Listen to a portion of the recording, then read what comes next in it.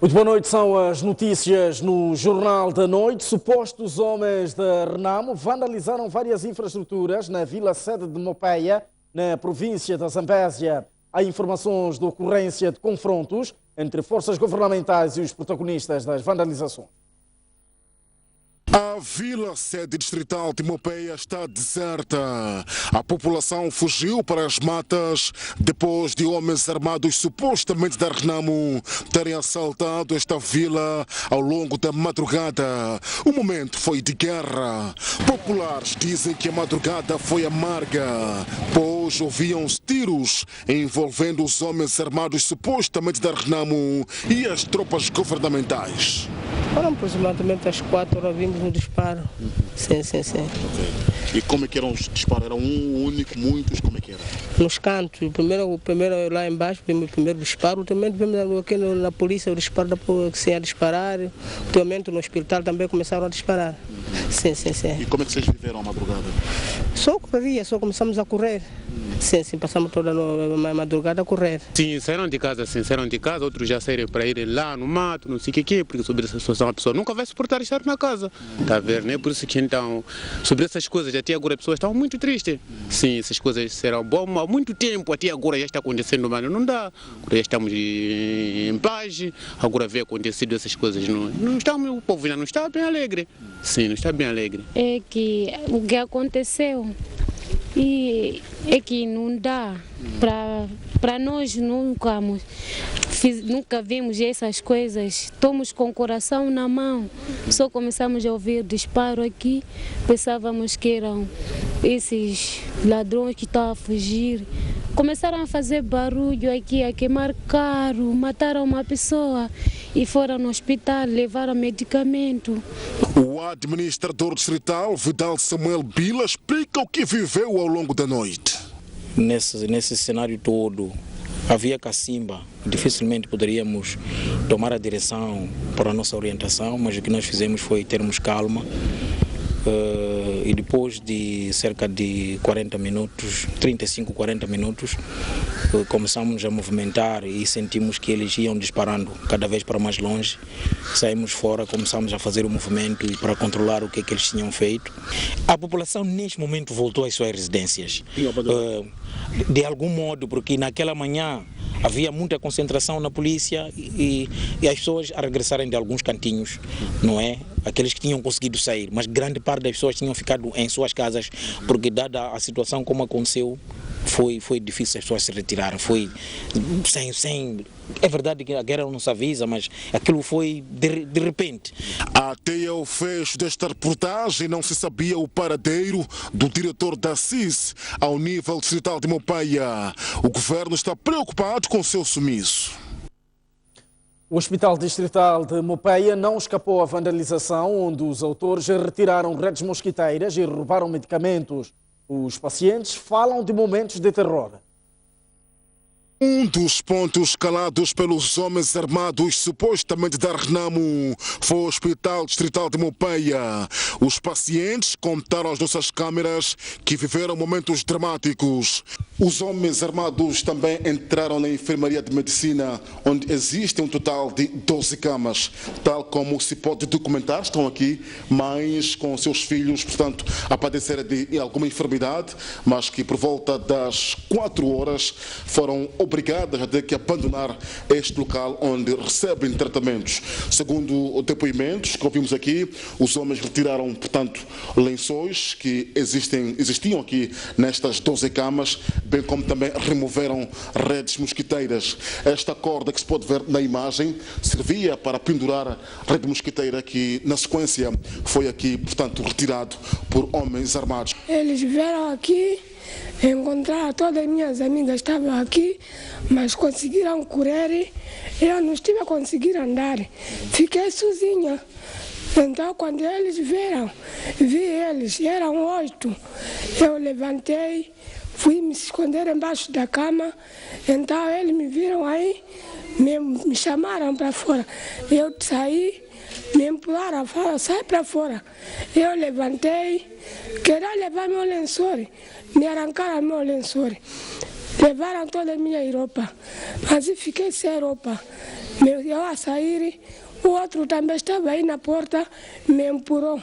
Eu caí, levantei, comecei a ir. Eles ficaram aqui. Levaram todos os meus pratos, levaram a minha roupa, meus lençóis. Fiquei sem roupa. Antes dessa roupa, minha irmã que trouxe essa manhã. Vimos barulho. Nós dissemos que a situação não está boa. Eu levantei meu marido. Eles disseram, vamos se esconder. A enfermeira disse, vamos abrir esse quarto para entrarmos aí. Entramos lá, ficamos embaixo da cama. Depois daí, passando alguns minutos, ouvimos muito mesmo barulho. Eles mesmo armados, fardados, fora. Ficamos quase 30 minutos, eles começaram já a carregar coisas lá dentro. Acabaram de carregar lençóis, tudo que havia lá, pasta, ok? Todas as camas acabaram de recolher. O médico afeto ao Hospital Distrital de Mopeia explicou que os homens armados roubaram quantidades de medicamentos até aqui não quantificados. Vandalizaram este armário em que se encontravam, portanto, medicamentos injetáveis aqui, os orais estavam aqui e esses outros medicamentos que ainda estamos a organizar, todos eles estavam mesmo aqui embaixo e acabaram virando água aqui no chão, que é água, portanto, que os pacientes têm consumido, tanto nós também, e acabaram virando toda a água aqui no chão. Sim. E estes medicamentos estão destinados? Portanto, este medicamento é o medicamento recentemente abastecido pelo depósito de medicamentos a nível local, sim. Mas os medicamentos aqui? Sim, tivemos que reforçar os medicamentos, visto que uma parte deste medicamento estava mesmo lá fora, em que nós simplesmente conseguimos recuperar um pouco daquilo que se encontra aqui nesta carinha. Para além do Hospital Distrital de Mopeia, consta que os homens armados também assaltaram o Hospital 8 de Março, centro de saúde localizado a 8 quilômetros da Vila Sede Distrital. Em termos de prejuízos, os danos continuam incalculáveis, pois que o setor da saúde está ainda a fazer levantamentos para apurar aquilo que aconteceu em termos de vandalização. Com imagens de São Paulo, Jorge Marcos, STV, Mopeia. Durante a invasão a Mopeia, um recluso que se encontrava nas celas do Comando Distrital foi morto no local. Na sequência, 2 viaturas foram incendiadas. Porque aquela barraca estava em funcionamento, música, tanta no mercado também.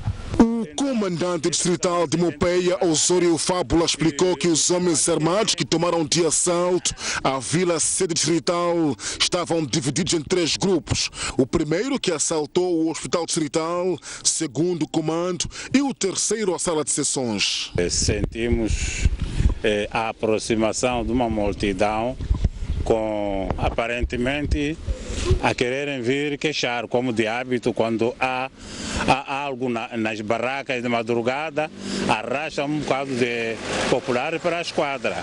Afinal de contas, no meio desses estavam indivíduos armados. Ao aproximar, o colega, ao querer atender, mesmo aqui na estrada, logo iniciou fogo. E fomos a perceber que não se tratava de um grupo para queixar. E tivemos que fazer tudo que estivesse ao nosso alcance e foi exatamente isso. Isso dividido em 3 grupos. Enquanto outros vinham aqui, outros iam à direção à sala de sessões, outros tinham ficado no hospital. Na sequência, 2 viaturas foram incendiadas pelos homens armados, uma pertencente à polícia e a outra ao setor da educação.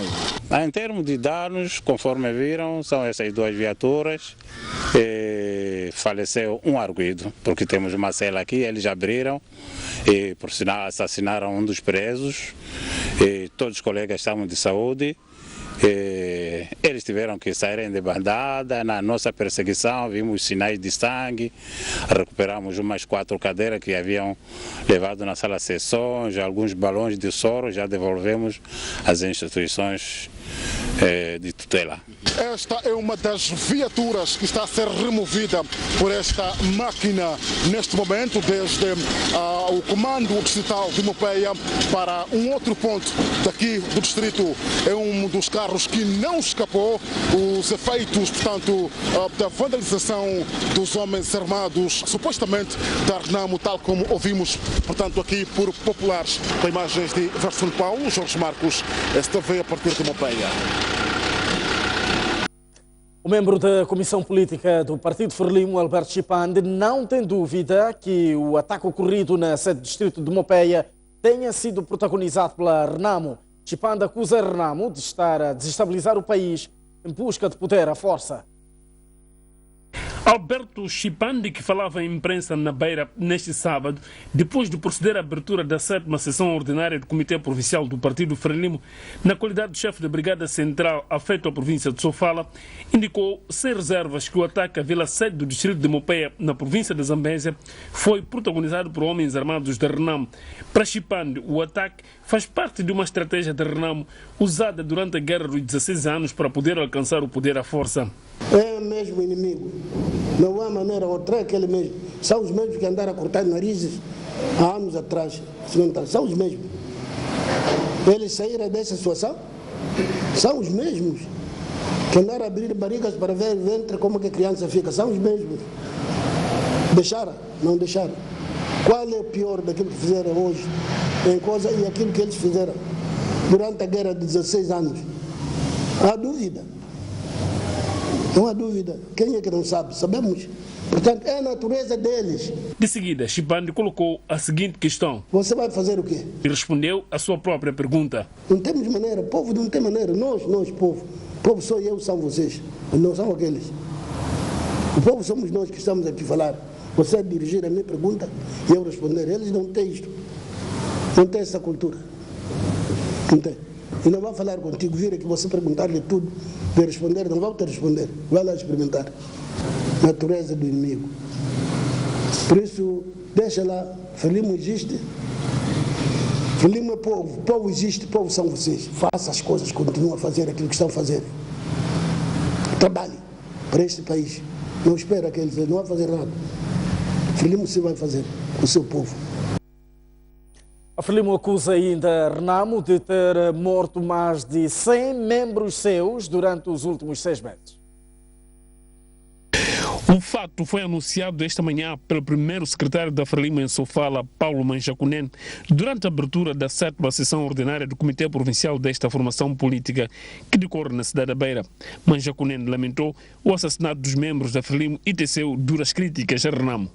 Renovamos o nosso apelo a Renamo e seu líder para parar com estas matanças à população civil e aprimorar o diálogo em curso em Maputo, de modo a que o mais cedo possível se alcance o acordo com o nosso camarada presidente Filipe Jacinto Nunes, que desde sempre está disponível, sempre em condições para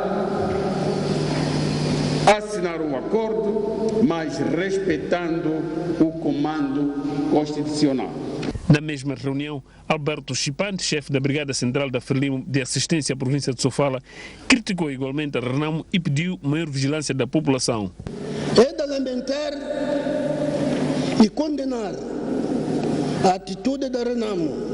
Camaradas, juntemo-nos à voz de milhões de moçambicanos que se opõem aos atos macabros protagonizados pelos homens da Renamo, armados da Renamo e deste partido, intensificando a vigilância no nosso seio contra todo tipo de manifestação tendente a destabilizar, criar desordens e a instabilidade nos locais de trabalho. A atual crise econômica não passou despercebida nesta reunião da Frelimo, com o primeiro secretário a exortar os seus camaradas e a população em geral a apostar no trabalho.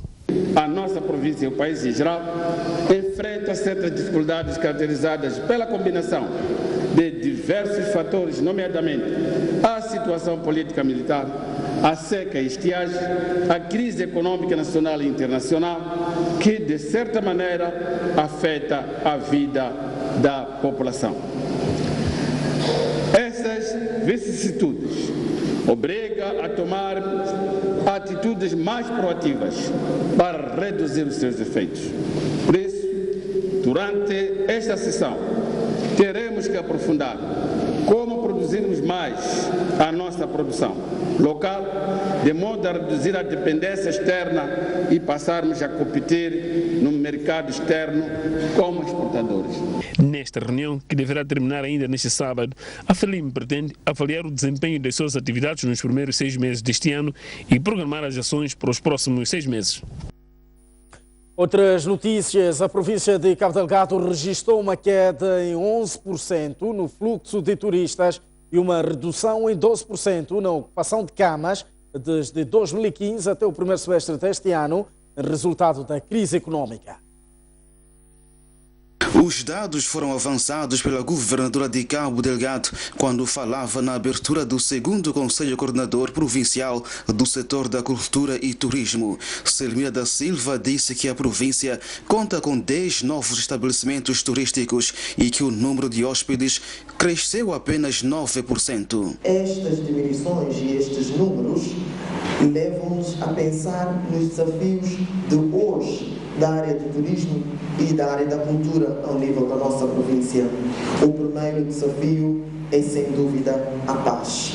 A paz que é determinante para a livre circulação, a paz que é determinante para o investimento ao nível da nossa província. Os investidores querem sempre ter como premissa número 1 para seu investimento a estabilidade política. E o nosso país vive dias de instabilidade política. A governante desafiou os quadros do setor da cultura e turismo de Cabo Delgado a desenharem estratégias que resultem no contorno da crise econômica. Tenhamos todos nós a consciência do quão importante o turismo economicamente aqui na nossa província. Por isso, o desafio de termos um marketing cada vez mais forte, um marketing além fronteiras, um marketing que leve ao mundo inteiro tudo aquilo que nós temos de bom em termos de cultura, tanto no que diz respeito ao turismo. No que a cultura diz respeito, destaca-se a abertura de uma escola de arte e a realização recentemente da fase provincial do Festival de Cultura, que culminou com a escolha dos representantes de Cabo Delgado na etapa nacional. O académico José Xixava acredita que a intervenção dos mediadores no diálogo político vai trazer a paz duradoura de volta para o país, mas apela aos moçambicanos a darem o seu contributo. Já o PCA da Vodacom, Lucas Chachini, diz que o regresso dos mediadores mostra que a solução para a tensão político-militar está com os moçambicanos. Extrato da última conferência anual do setor privado. Bom, eu acho que se acompanharmos esforços que estão a ser feitos, não é? Nós vimos aquela notícia de ontem que os mediadores disseram. Eu acho que a partir do momento que os mediadores vieram ao país e tomaram conta do assunto, falaram com ambas as partes, eu acho que temos que ter alguma crença de que alguma coisa vai acontecer.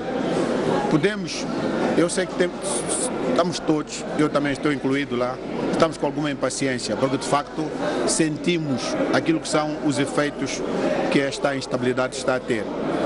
Mas, enquanto isso, eu acho que enquanto os mediadores estiverem a trabalhar, cada um de nós como moçambicano devia também fazer a sua própria reflexão.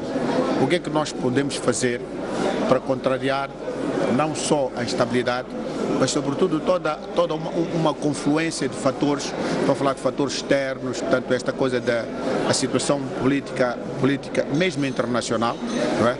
Lembra-se quando nós falamos, quando vamos para a Europa vemos o Brexit, quando vamos para os Estados Unidos tem as eleições, não sabemos o que virá daí, há uma série de fatores que convergem para isto. Então enquanto temos mediadores connosco que nos querem ajudar a resolver o problema da paz, mas uma paz duradoura para o país, seria bom que, sobretudo, por isso é que nós estamos nesta conferência, o setor privado fizesse a sua parte, visse que oportunidades é que se colocam para que, de facto, comecemos todos nós a pensar no país, não pensarmos fora. Está sempre claro que o diálogo é entre moçambicanos. Os outros, com muito respeito, nós os convidamos, vêm cá para facilitar o nosso diálogo, para ajudar. Mas o diálogo é entre nós. Eu penso que o importante é que todos nós moçambicanos encontremos o caminho para pacificar o país de uma vez para sempre.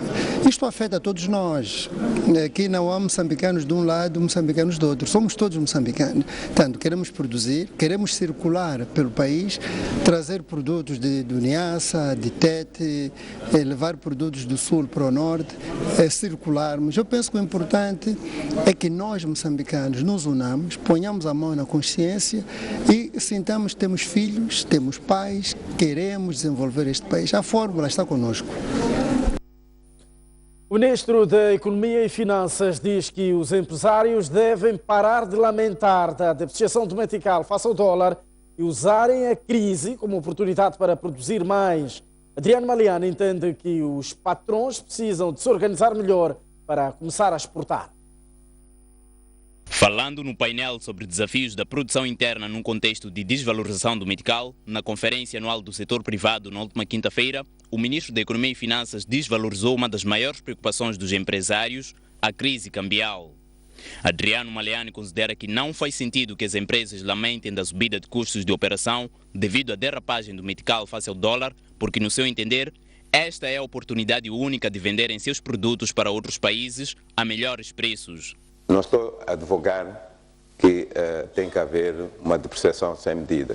O que é importante é que nós temos que trabalhar para encontrarmos o que é a taxa de equilíbrio. Porque essa é que é mais importante.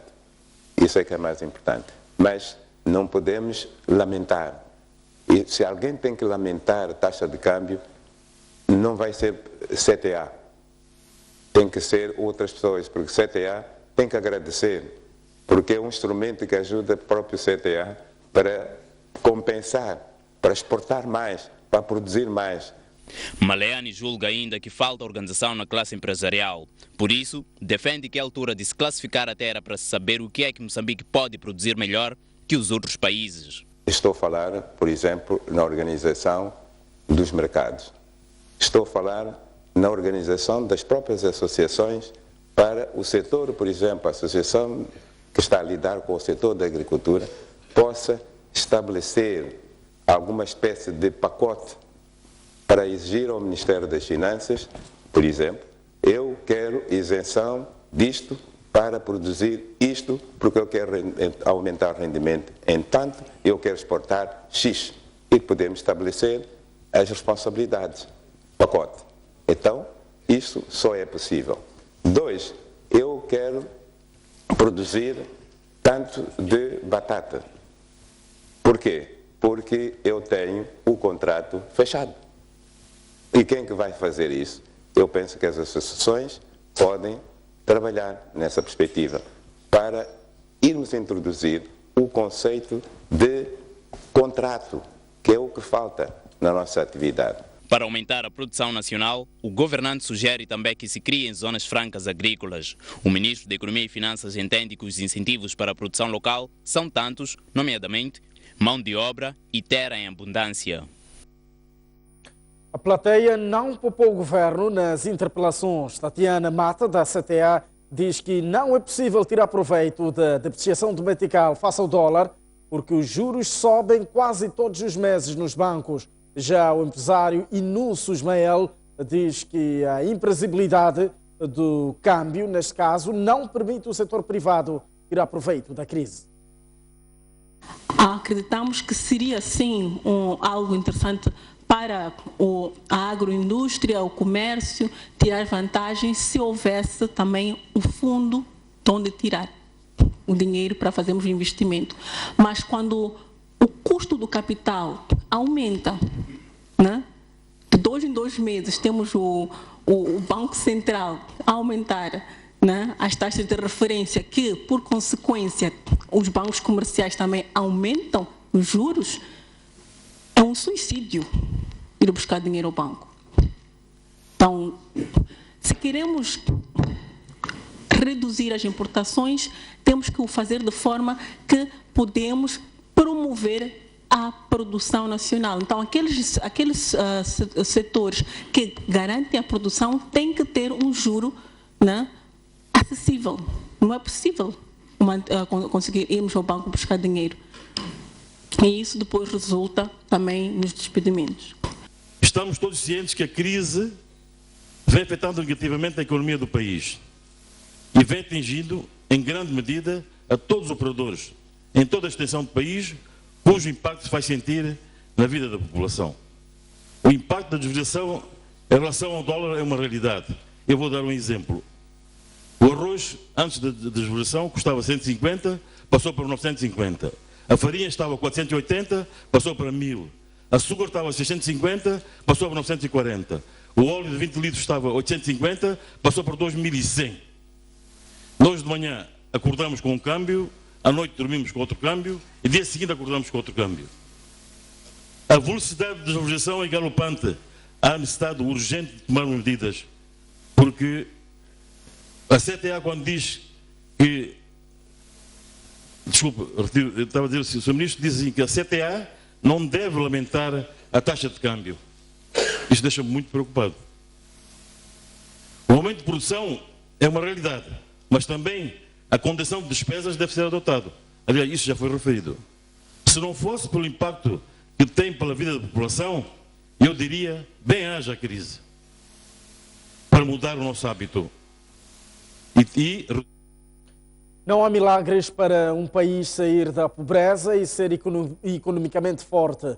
Esta posição é defendida pelo antigo Ministro das Finanças e Desenvolvimento Econômico das Maurícias, que falava última quinta-feira em Maputo, na conferência anual do setor privado. O antigo governante das Maurícias foi um dos convidados na maior plataforma de diálogo entre o governo e o setor privado para transmitir as experiências do seu país a Moçambique. Rama Sitanen diz que a saída para um país num contexto de crise é o pragmatismo e a tomada de medidas realistas. As instituições robustas e independentes são importantes. As políticas abertas, isso é chave, principalmente no momento em que há vários riscos. Não estou a dizer algo de novo que vocês não saibam. E, basicamente, nós decidimos que vamos colocar todos os nossos esforços, toda a nossa energia e esforço para fazer com que as coisas aconteçam. Basicamente, investimos em infraestruturas sociais, trata-se de via de acesso, via rodoviária, energia, telecomunicação, o que é extremamente importante para que tenhamos boas infraestruturas. Outro convidado a partilhar suas experiências na 14ª Conferência Anual do Setor Privado foi a diretora executiva da Made in Africa, uma iniciativa que visa promover a produção e sustentabilidade do continente africano. A chinesa Hai Ellen aponta a experiência da Etiópia na criação de zonas industriais como um exemplo a seguir. A criação de emprego é a solução para a redução da pobreza. A Etiópia tem uma zona industrial. Lutaram 5 anos para atrair fábricas internacionais. Depois criaram 4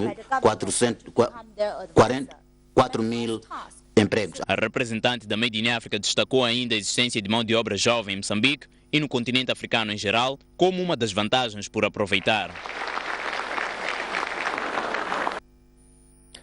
2 pessoas morreram na sequência de um acidente de viação ocorrido na Estrada Nacional número 4, na zona de Chumene, no município da Matola. A STV tem informações de que uma das vítimas é a esposa do deputado da Assembleia da República, Manuel Chang, tendo também perdido a vida no local o seu motorista. São escassas as informações do que terá causado o acidente de viação. Outro acidente, aliás 2, na província de Cabo Delgado, mataram 2 acidentes, 5 pessoas nos distritos de Metuge e Moeda, naquele ponto do país. 9 pessoas ficaram feridas, mercê dos acidentes. O primeiro acidente ocorreu na aldeia de Nalia, em Metuge, onde morreram 3 pessoas no local e uma no hospital, após uma viatura despistar e atropelar vendedores do mercado. O segundo também foi despiste e deu-se no posto administrativo de Imbuo, em Moeda, resultando na morte de uma pessoa. No primeiro sinistro, a viatura era de um particular e no segundo tratou-se de um chapa 100. Não sei explicar. Não sei explicar, só estou a me recordar só essa manhã aqui só, não? Mas o que aconteceu não faço ideia.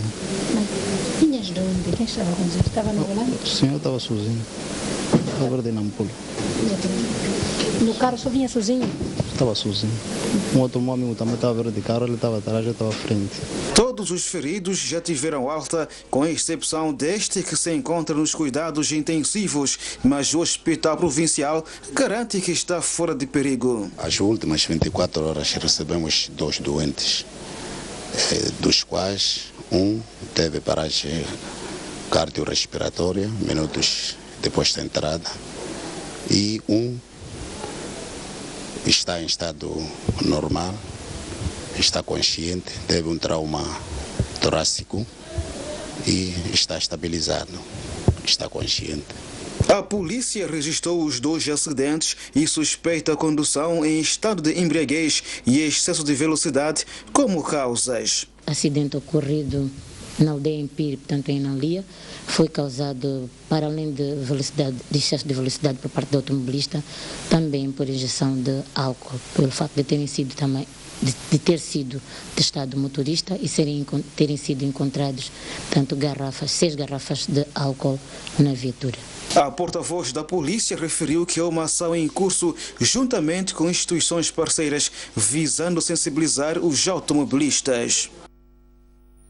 A polícia manica neutralizou um suposto integrante de uma perigosa quadrilha na cidade de Chimoio. Na operação, a PRM apreendeu 2 pistolas, 16 munições e uma viatura usada nas incursões do grupo. A polícia tomou conhecimento que uma perigosa quadrilha, composta por 3 elementos, preparava-se para uma ação na cidade de Chimoio. Esta incitou uma operação de perseguição que culminou com a apreensão destas 2 pistolas, munições e viatura na qual a gangue se fazia transportar. Sim, foi possível identificar esta viatura, mas ao interpelarmos a mesma viatura, os ocupantes da mesma abriram fogo contra a polícia, não deixando outra alternativa à polícia senão ter que responder ao fogo. Mas entre disparos e na tentativa de fuga, estes mesmos meliantes acabaram por perder o controle da sua viatura, tanto é que foi embater contra um obstáculo fixo. Mas neste momento, 2 dos ocupantes encontram-se no local incerto e foi possível um dos meliantes cair nas malhas da polícia, portanto nós conseguimos capturar um dos meliantes. Além de que também podemos apreender não só 2 pistolas, além das 16 munições, mas também foi possível aqui apreender o meio que os mesmos se faziam transportar. Mas obviamente que o trabalho de investigação prossegue a esta necessidade, não só porque temos que perceber qual foi a proveniência deste armamento que estava na posse ilegal destes meliantes, mas também porque é este trabalho de investigação que vai permitir desmantelarmos esta quadrilha que, por sinal, pela sua robustez que nos demonstrou ontem, aparenta ter aqui um outro nível ou um maior nível de perigosidade. A polícia diz estar no encalço dos 2 elementos do grupo que conseguiram colocar-se a fresco durante a perseguição. A Brigada Central da Frelimo anunciou hoje a criação de uma equipa na cidade de Maputo para preparar o 11º Congresso do partido, que deverá ser realizado em setembro de 2017 na Matola. A equipa em causa pretende buscar ideias e eleger delegados da capital que vão participar do evento. 5 dias a partir da segunda-feira, a Brigada da Frelimo deverá trabalhar em vários distritos municipais ao nível da cidade de Maputo para buscar contribuições de ideias que serão levadas ao 11º Congresso. Nós temos já um draft dos termos de referência, porque é a partir dos termos de referência que irão nortear as discussões que irão ocorrer para recebermos as grandes contribuições no sentido de termos, no fim, as teses ao 11º Congresso. Então, são esses termos de referência que irão ajudar todo este processo preparatório. Porque, como eu disse, os eventos da nossa Frelimo não são eventos que partem apenas da direção. Nós vamos até a base, buscar ideias, buscar pensamentos, aquilo que as pessoas gostariam que fosse para os futuros programas da nossa Frelimo.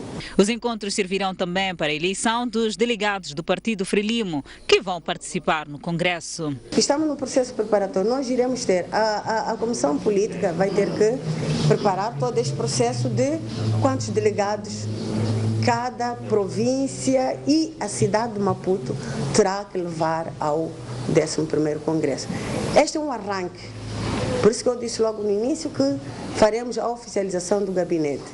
Mas, porque a nossa vinda não será limitada a esta primeira, teremos outros momentos. Nessa altura estarão informados de quantos delegados a cidade de Maputo levará para o 11º Congresso. O 11º Congresso da Frelimo terá lugar na Escola do Partido, na cidade de Matola, província de Maputo, de 26 de setembro a 1 de outubro de 2017.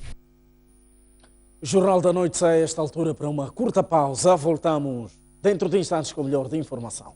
Até já.